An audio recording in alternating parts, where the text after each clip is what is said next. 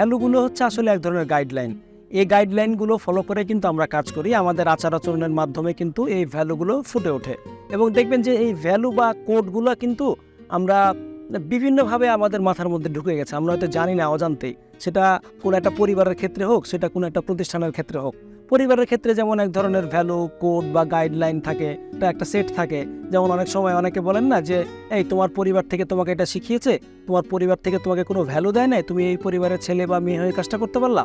এইভাবে কিন্তু দেখা হয় বিষয়গুলো। যেমন ধরেন যে সততা, এটা এক ধরনের ভ্যালু সেট, যেটা আমাদের পরিবারে বা বিভিন্ন প্রতিষ্ঠানের ক্ষেত্রে আমরা চর্চা করে থাকি। একটা কথা আমরা প্রায় শুনে থাকি যে বিভিন্ন প্রতিষ্ঠান বা কোম্পানির পক্ষ থেকে বলা হয় যে এটা আমাদের ভ্যালুর সাথে যায় না, আমাদের ভ্যালু অনেক শক্তিশালী, অনেক ইউনিক, এবং আমরা অনেক চেষ্টা করি যাতে আমাদের প্রতিষ্ঠানে যারা কর্মকর্তা কর্মচারী আছেন তাদের বিভিন্ন আচরণ ও কর্মকাণ্ডের মাধ্যমে কোম্পানির ভ্যালুটি প্রতিফলিত হয়। তো এখন কথা হচ্ছে যে একটি কোম্পানির ভ্যালু সেট তৈরি হতে কিন্তু অনেক সময় লাগে, দীর্ঘদিন ধরে এটা গড়ে ওঠে, এবং সেটা চর্চা করার জন্য কিন্তু সময় লাগে।